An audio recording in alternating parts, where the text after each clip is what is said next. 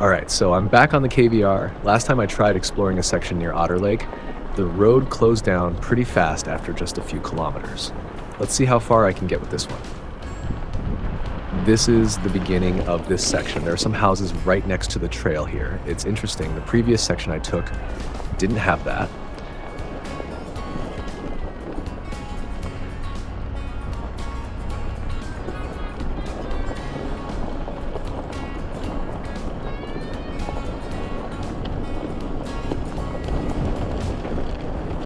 Oh, look at this building here. It looks like a tower or something. It looks pretty cool. I wonder what this could be and what's its purpose. Probably something to do with the railway. I checked it later. Turns out it's a water tower. Actually, it's the last surviving water tower from the Kettle Valley Railway. There used to be more of these along the line. Their purpose was to refill the steam locomotives with water as they passed through. Pretty cool that this one is still standing.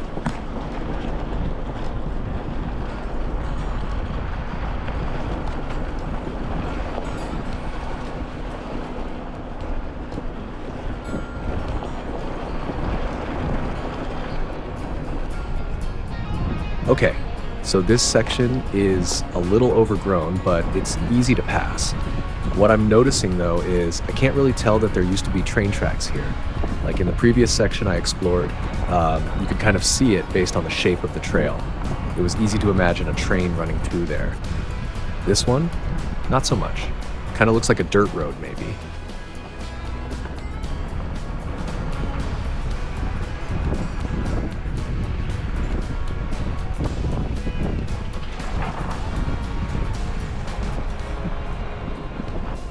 All right, there's a sign on the opposite side of the road in front of us, and it seems like this section closes down here.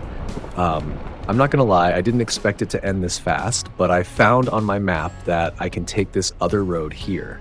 It should eventually connect to another road that I took when I did my previous KVR section. So let's follow that plan, and when we get there, I'll tell you what the next plans are for today. So, for those who don't know what the KVR is, the Kettle Valley Railway was this historic railway that ran through southern BC. It was built in the early 1900s, mainly to service the mining operations in the southern interior. The route went from Hope through the mountains to the Okanagan, connecting communities like Princeton, Brookmere, Penticton. Parts of it started getting abandoned in the 60s, and the last trains ran sometime in the late 80s. After that, a lot of the railway bed got converted into recreational trails. Some sections are part of the Trans-Canada Trail now. The most famous part is probably the Myra Canyon section near Kelowna, with all those trestles. I haven't done that one yet. It's still on my list for maybe next year. But here's the thing with the KVR, and this is my biggest problem with exploring it. There's no good, reliable source of information about which sections are actually passable by car and which ones are bike or hike only. When I was in Princeton at the visitor center, I got a map, but it's not up to date. Like, it doesn't mention that parts of the road are already closed due to landslides, and there's still no clear info about accessibility. Someone told me that in some sections there's a regular road that runs along the KVR, so you can switch back and forth between the trail and the road. I guess that's what I'll have to do if I want to visit all the possible sections. But yeah, whenever I see on my map that the KVR crosses my route, I try to check if it's accessible. That's basically what I tried to do today. But for now, let's focus on getting to that next road, and then we can talk about the next plans for today.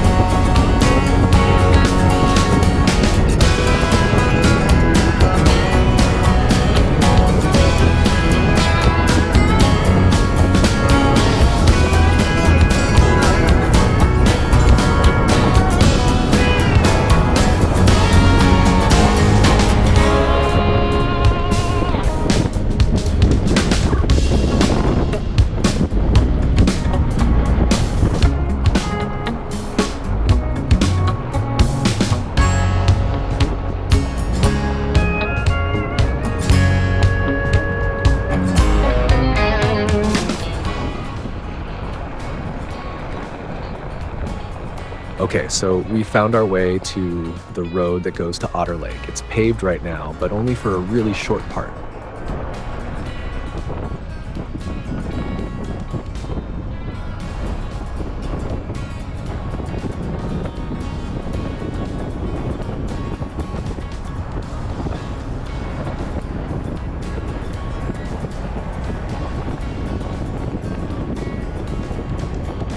And yeah, we're out of pavement pretty fast.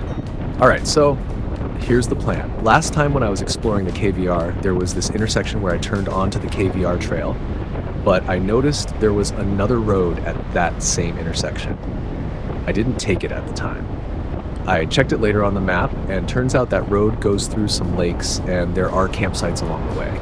So today, my plan is to go back to that intersection and take that other road. I'm curious to see what's out there. I don't have too much time today since I have to be back home in the evening, so no camping today, unfortunately. But it's always nice to check out some potential places to camp for the future, you know? Scout out new spots. Let's see how much ground I'll be able to cover today. And speaking of the future, my goal is to reach 500 subscribers by the end of the year. I know it's ambitious, but I believe with your help, we can do it. So if you're enjoying these explorations, hit that subscribe button. But for now, let me just continue through this road until I reach that intersection.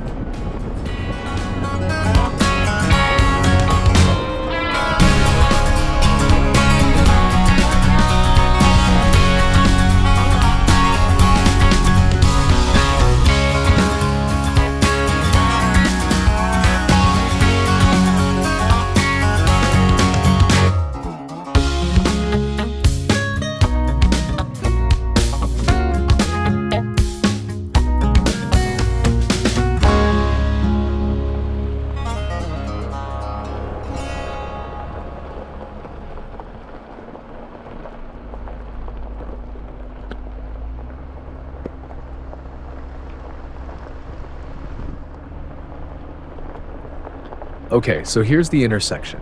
On the right, there's another KVR section, which I know is closed after a few kilometers since I took it in the past, so I'm going to skip it for today. But the road straight ahead is what caught my attention the last time I was here. The beginning looks pretty steep. I'm not sure what's in the first section of the trail and how easy it will be, but as I mentioned earlier, I checked the map. I know that later there are some lakes and campgrounds, and eventually it will bring me to a highway. So if I know anything about lakes and campgrounds in this area, once I pass the first section, the rest of it should be smooth. But we'll see. I also use this area pretty often as my starting point for further exploration. So it'll be nice to check out some of these campgrounds and see what they look like. Who knows, maybe I'll find a hidden gem or two here. So talk to you when I find the first campground, unless something interesting comes up earlier.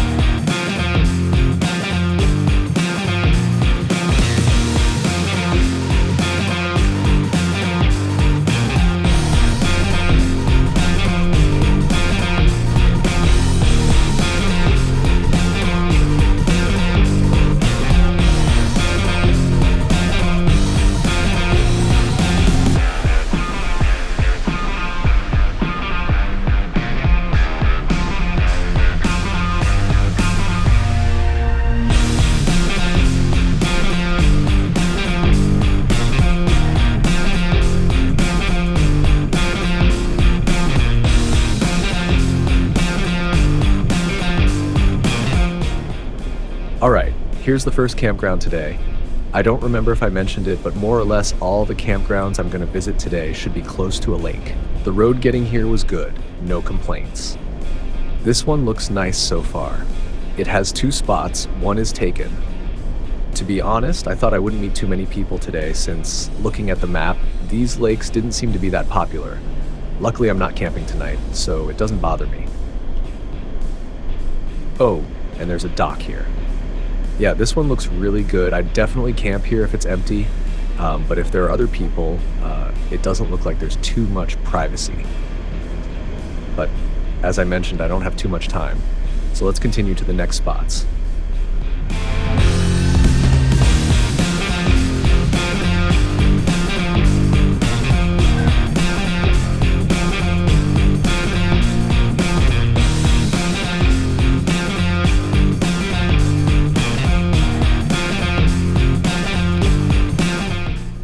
Okay, now we're turning into the road to the next campground. This lake should have a few separate spots.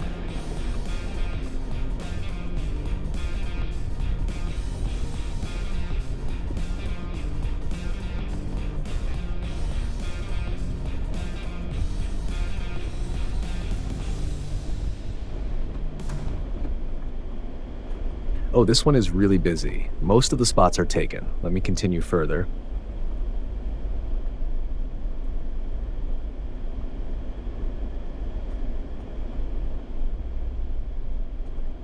On the right, you can see the lake, hopefully, since there are a lot of trees and bushes here. I'm going to check if the other spots are also full.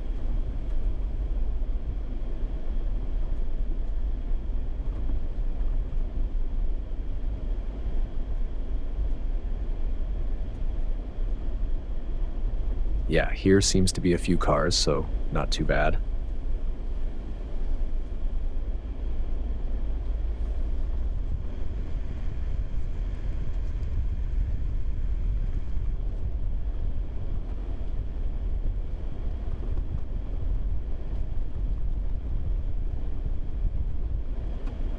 And yeah, this part looks relatively empty, but it doesn't seem like there's good access to the lake.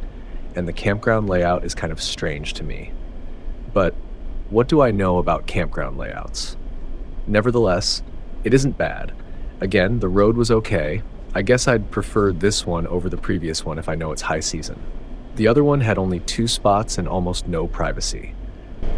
This lake has a few separate campgrounds, so even if the first one was full, this one is empty. I guess a bigger chance to find a spot if you're running late. So, good finding. Let's continue to the next one.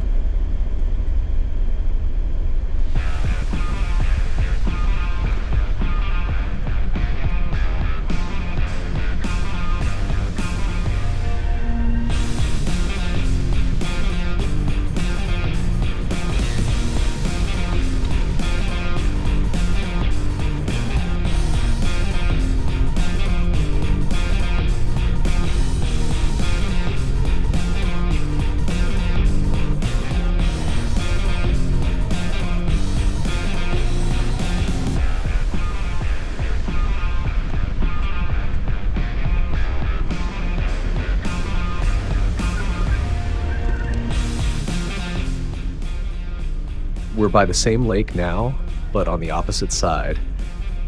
It seems there are many campsites around the lake. As you saw, the previous one that I checked was taken, but there should be another one somewhere here that I'm going to check. It's interesting how each side of the lake has a different vibe. The road conditions vary, the campground layouts are different. So far, I think I like the opposite side of the lake the most, since there were many options to choose from in case it's high season. But view and location-wise, the first one was the best, in my opinion. I'm thinking the next one I check will be the last one for today, since it's getting late and I still have to reach the highway and go back to Vancouver before the evening. So let's go check it out.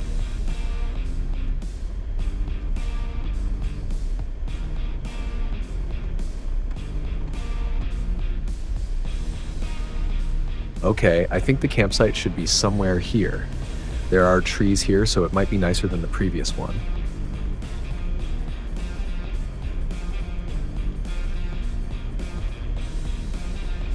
Okay, I see the lake, and I think the spot should be on the left now.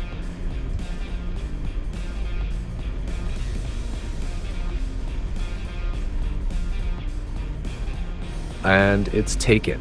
I don't see too much space to turn around here, so let me back up. Well, I won't get to see how this last one looks like. It's a shame since actually this place looks nice here. Most probably it's right by the lake, and the trees give you some shade and privacy, but well. I hope you're enjoying the exploring so far. Now we have to get to the highway.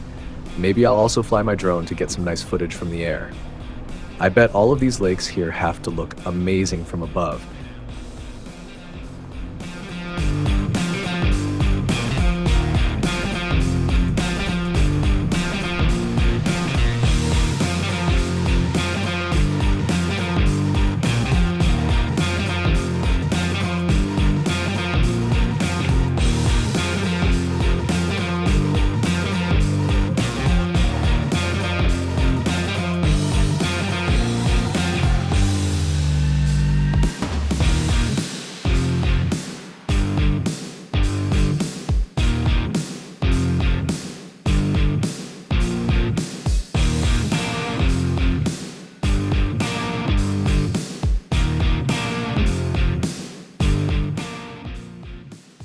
So that was today's exploration. I checked out a section of the Kettle Valley Railway. Even though it closed down faster than expected, it was good to scout it out. Then I explored a few campgrounds around some lakes in the area.